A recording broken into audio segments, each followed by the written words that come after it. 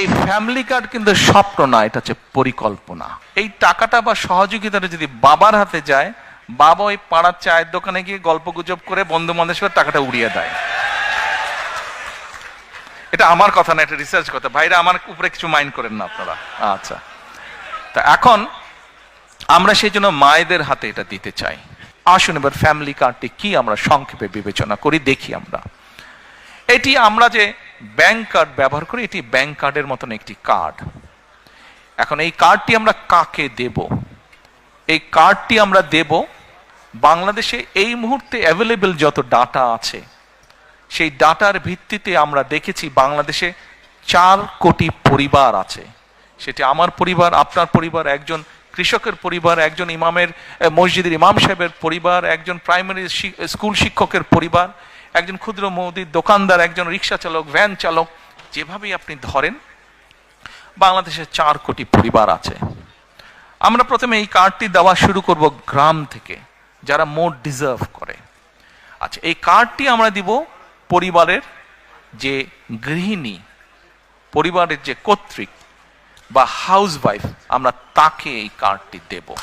আচ্ছা, আস্তে তালি পরে তালিয়া পরে কার্ডটি আমরা তাকে দেব। দেখুন, দেশনেত্রী বেগম খালেদা জিয়া দেশের অর্ধেক যে নারী সমাজ, তাদেরকে উনি শিক্ষার আলো পৌঁছে দিতে চেয়েছিলেন। বহুলাংশে আলহামদুলিল্লাহ আমরা সফল হয়েছি। আজকে যদি আমরা স্কুল কলেজগুলো দেখি, আমরা দেখি যে ক্ষেত্র বিশেষে ছেলেদের থেকে মেয়েদের এনরোলমেন্ট অনেক বেশি। শিক্ষা দীক্ষায় বিভিন্ন জায়গায় মেয়েরা অনেক এগিয়ে গিয়েছে। নেপোলিয়ন বলেছিল, আমাকে শিক্ষিত মা দাও, আমি তোমাদেরকে শিক্ষিত জাতি দেব। প্রিয় ভাই বোনেরা, এই কার্ডটি ইনিশিয়ালি আমরা ধীরে ধীরে 4 কোটি পরিবারের, আমাদের প্ল্যান অনুযায়ী 4 কোটি পরিবারকে দেব। বাট এই 4 কোটি পরিবারের মধ্যে আমিও আছি, আমার স্ত্রী ডক্টর জুবাইদাও আছেন। কিন্তু ডক্টর জুবাইদা এই কার্ডটি নেবেন না। কেন? কারণ এই কার্ডটি থেকে রাষ্ট্র বা সরকার যেই সুবিধা দেবে একটি পরিবারকে, আলহামদুলিল্লাহ ডক্টর জুবাইদার এটি প্রয়োজন নেই। এখানে আপনারা যারা আছেন, আপনাদের এখানে আমাদের বহু বোন উপস্থিত আছেন, তাদের কারোরই অর্থনৈতিক অবস্থা এমন না যে সেই কার্ডটি প্রয়োজন। এইভাবে বাংলাদেশের 4 কোটির মধ্যে আমরা মনে করি বহু পরিবার আছে যাদের প্রয়োজন নেই, কাজেই তারা এই সুবিধাটা নেবেন না। তার ফলে যেটা হবে, আমরা যারা সঠিক মানুষ, এটি কিন্তু আমরা জেনারেল রাখছি, কার্ডটা ইউনিভার্সাল রাখছি।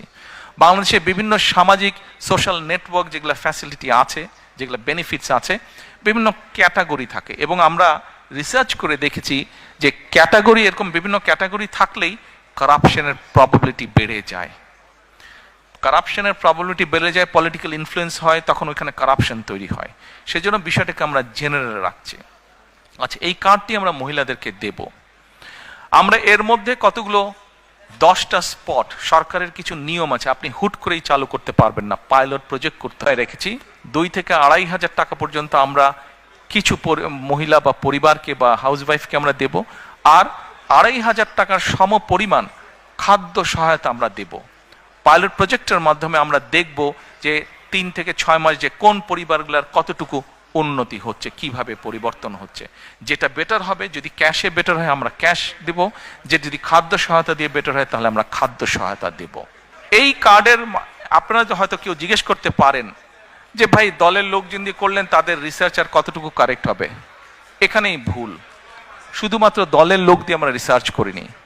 এই সবের কাজে, এই ধরনের কাজে যারা এক্সপার্ট আছেন, এক্সপার্টিজ আছেন, যারা প্রফেশনালস আছে, এরকম একটা টিম দিয়ে আমরা এই কাজটি তৈরি করেছি। এবং এটার বাজেট কোথা থেকে কিভাবে আসবে সেটিও আমরা বাজেটের যে সকল কাগজপত্র পাবলিক ডকুমেন্ট হিসেবে উপস্থিত আছে, সেখান থেকে আমরা সবকিছু বের করেছি কিভাবে আমরা এগুলা চালু করব।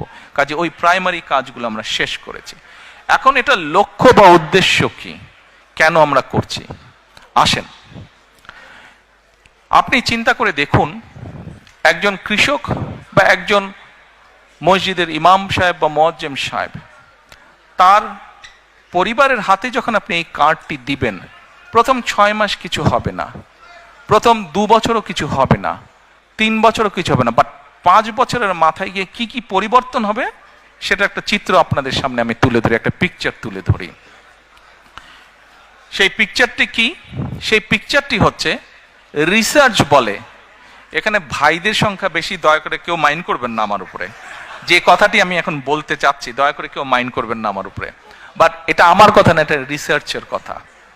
রিসার্চ কি বলে, যখন পরিবারের স্ত্রীর হাতে আপনি একটা অর্থনৈতিক সহযোগিতা দিবেন, স্ত্রী তখন কি করে, এই সুবিধাটা সে তার সন্তানদের লেখাপড়া এবং স্বাস্থ্যের পিছনে প্রথমে সে খরচ করে। রিসার্চ বলে এই টাকাটা বা সহযোগিতাটা যদি বাবার হাতে যায়, বাবা ওই পাড়ার চায়ের দোকানে গিয়ে গল্প গুজব করে বন্ধু বান্ধবের টাকাটা উড়িয়ে দেয়। এটা আমার কথা না, এটা রিসার্চ কথা। ভাইরা আমার উপরে কিছু মাইন্ড করেন না আপনারা। আচ্ছা, তা এখন আমরা সেই জন্য মায়েদের হাতে এটা দিতে চাই। মা এই অর্থটা দিয়ে তার সন্তানদের স্বাস্থ্য যেরকম খেয়াল রাখতে পারবে, একই সাথে সে তার লেখাপড়া, বাচ্চাদের লেখাপড়ার দিকে মনোযোগ দিবে। তারপরে তার হাতে যখন খরচ বেঁচে যায়, এই খরচটা তখন কি করে, সে ছোট ছোট ইনভেস্ট করে, যেখান থেকে তার পরিবারের এক্সট্রা ইনকাম আসবে। যার ফলে হবে কি, ওই টাকাটা, ওই অর্থটা, সেটা 500 টাকা হোক, 1000 টাকা হোক, ওটা ওই লোকাল ইকোনমিতে তখন টাকাটা আস্তে আস্তে ইকোনমিতে ঘুরতে থাকে এবং লোকাল ইকোনমি আস্তে আস্তে আস্তে আস্তে স্ট্রেংথেন, স্ট্রং হতে থাকে। প্রিয় ভাই বোনেরা, চিন্তা করে দেখেন, আপনার গ্রামে এরকম যদি 10টা পরিবার থাকে এবং একটা 10টা পরিবারের কে যদি আপনি আস্তে আস্তে কন্টিনিউ 5 থেকে 7 বছর একটা সাপোর্ট দিতে পারেন এরকম, তাহলে 7 বছর পরে কি সেই পরিবারটার চেহারা বর্তমানে যা আছে তা থাকবে?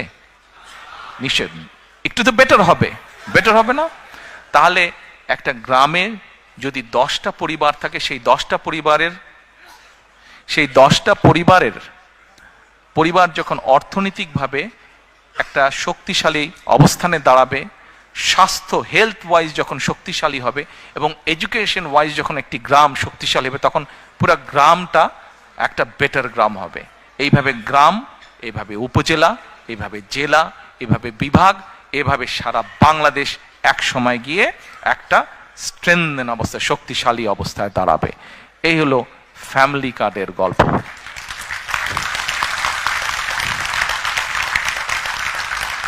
এই ফ্যামিলি কার্ড কিন্তু স্বপ্ন না, এটা হচ্ছে পরিকল্পনা, এবং ইনশাল্লাহ এই পরিকল্পনা আমরা বাস্তবায়ন করব। আমরা যদি 4 কোটি পরিবারের অন্তত 30 to 40% কাছেও রিচ করতে পারি, তাহলেও ইনশাল্লাহ বাংলাদেশের চেহারার একটা বিরাট পরিবর্তন হবে। আমাদের লক্ষ্য কাউকে মিলিয়নিয়ার বানানো না, কিন্তু আমাদের লক্ষ্য বাংলাদেশের 4 কোটি পরিবারের প্রত্যেকটি পরিবার যেন সুন্দরভাবে, ডিসেন্ট ভাবে বেঁচে থাকতে পারে, দাঁড়াতে পারে। এটি হচ্ছে আমাদের লক্ষ্য।